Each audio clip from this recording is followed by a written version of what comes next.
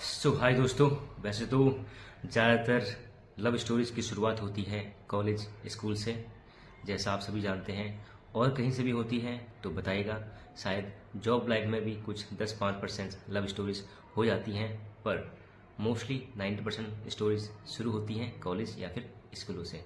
तो जिनकी love stories successful होती हैं वो तो खैर कुछ ना कुछ बन ही जाते हैं, पर जिनकी लव स्टोरीज सक्सेसफुल नहीं होती है तो उनका क्या होता है, वो लाइफ में क्या बन पाते हैं क्या नहीं बन पाते हैं, ये डिपेंड करता है उनकी सोच पर, उनकी मेंटलिटी पर और उनके प्यार पर। क्योंकि कुछ लोग प्यार में अपने आप को ख़त्म भी कर लेते हैं, और कुछ प्यार में ठोकर खाए हुए आशिक लाइफ में कुछ मोटिव को जानकर बहुत अच्छे पोस्ट पर, पोजीशन पर पहुंचते भी हैं। तो आज मैं ये बातें क्यों कर रहा, क्योंकि पिछली मूवी का जो अपडेट था वो भी एक रोमांटिक मूवी का अपडेट था, पर आज भी जो आपके लिए मैं अपडेट लेके आया हूँ वो भी एक लव स्टोरी मूवी का अपडेट है, जो कि रिसेंटली रिलीज हुई है। मूवी का नाम है तेरे इश्क में। धनुष और कृति सेनन आपको इस मूवी के दौरान देखने को मिलेंगे स्टार कास्ट में। और क्या है इस मूवी की स्टोरी और क्या हमें इस मूवी से सीख मिलती है, ये भी मैं आपको ज़रूर शेयर करूँगा। तो दोस्तों, तेरे इश्क में मूवी की शुरुआत भी वही कॉलेज से शुरुआत होती है, और इसमें भी लव, ब्रेकअप, ये सब कुछ देखने को मिलता है। जैसे डूड मूवी में आपने डूड को देखा, वैसे ही कुछ रोल यहाँ पर धनुष का भी है, जिसकी मुलाकात होती है कृति सेनन से और पड़ जाता है कृति सेनन के प्यार में। फर्स्ट मीटिंग में कृति सेनन को यह बंदा कुछ खड़ूस सा नज़र आता है, पर उसकी हरकतें कुछ ऐसी होती हैं कि दिल जीत लेती हैं। कुछ ना कुछ कृति सेनन के दिल में भी आ जाता है। ऐसा ही कुछ होता है हमारे साथ भी लाइफ में। जब हम स्कूल कॉलेज टाइम में रहे थे तो एक अलग ही एहसास होता है सभी के लाइफ में, जो बहुत ही बेहतरीन, बहुत ही खास होता है, जिसको शायद ही कम लोग भूल पाते हैं और लाइफ में आगे बढ़ पाते हैं। तो चलिए ज़्यादा पर्सनल होके आते हैं मूवी के अपडेट में।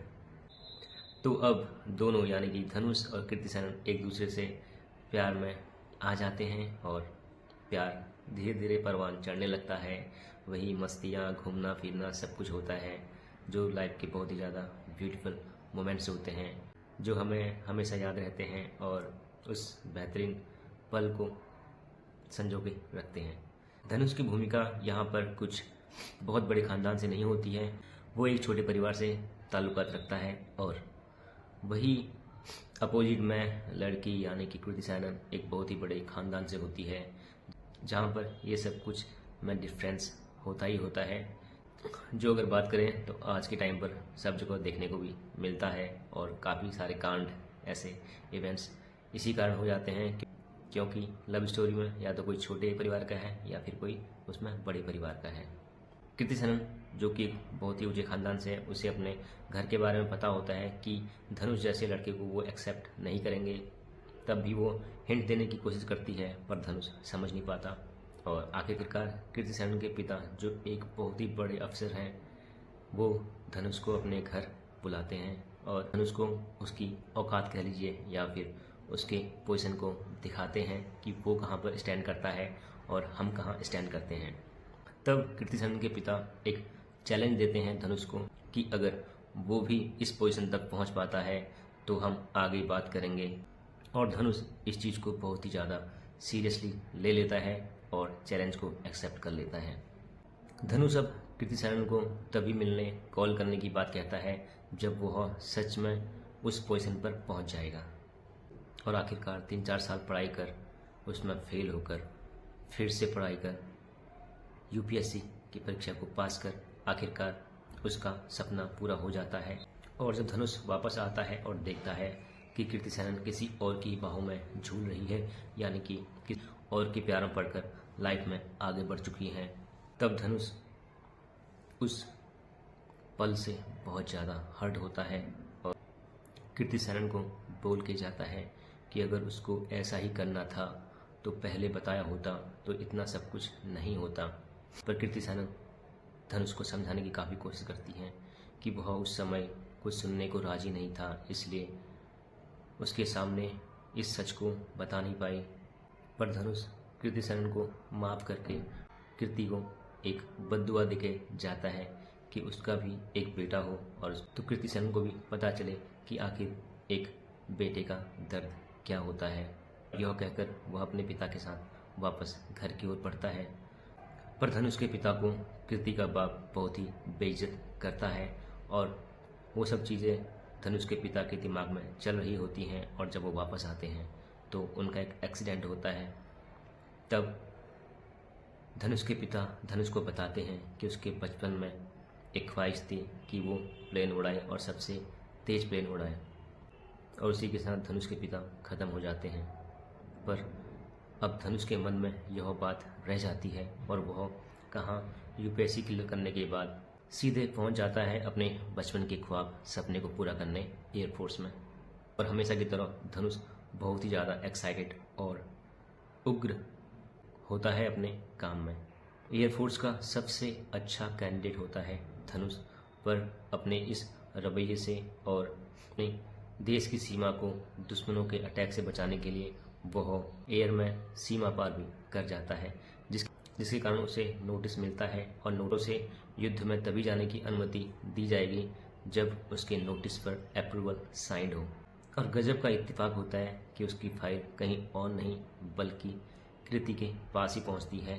कृति जब उसकी फाइल को देखती है तो भावुक हो जाती है, और जबकि वह 9 मंथ्स प्रेग्नेंट है तब भी वह लेह जाकर उस फाइल को साइन करने से मना करना चाहती है, क्योंकि कृति जानती है कि यह डेड एंड है और धनुष कुछ भी नहीं, बस मरने के लिए ही आगे जाना चाहता है। इस वॉर की सिचुएशन में कृति धनुष को बार बार मना करती है, पर धनुष जो कि अब देश का सच्चा सिपाही है, इसके लिए कुछ भी करने को तैयार है। पर उसके मन में अभी तक वो प्यार है जिसकी वजह से वह अपने आप को खत्म भी करना चाहता है। धनुष जैसे तैसे कृति से उन पेपर्स पे साइन करवा लेता है।